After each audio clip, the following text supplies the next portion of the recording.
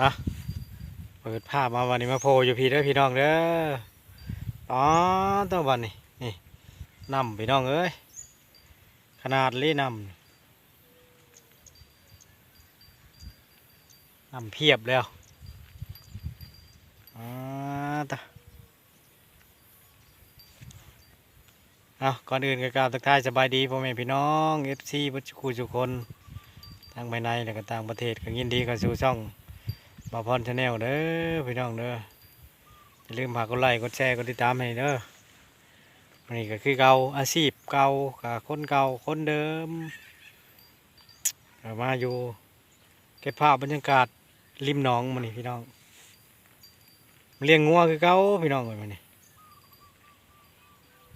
เตียนกันไปกันมาอยู่แล้ว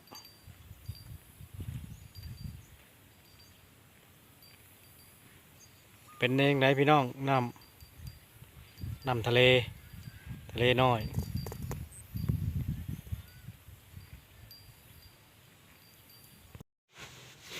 อ่ะเก็บภาพบรรยากาศคือเก่าพี่น้องเอ้ยนี่ไหนนำเบิ่งดูนำเป็นที่ท่วมเลยพี่น้องอ๋อตะ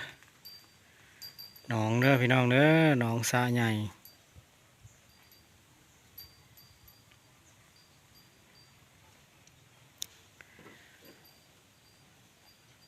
อย่าลืมเด้อพี่น้องเด้อฝากกดไลค์กดแชร์กดติดตามให้ในพี่น้อง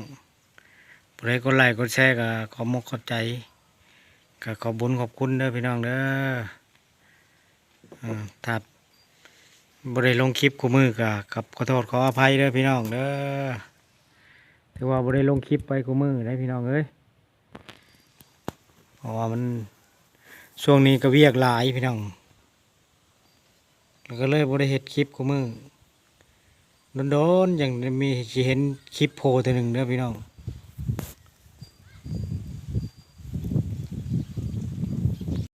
นี่น้ำพี่น้องเอ้ย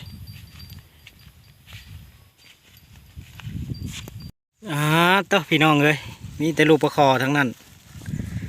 อ๋อแต่บุงซอยกันเด้อพี่น้องเด้อลงสอนบาทเดียวนึงนี่เป็นถ้วยพวกใหญ่หนึ่ง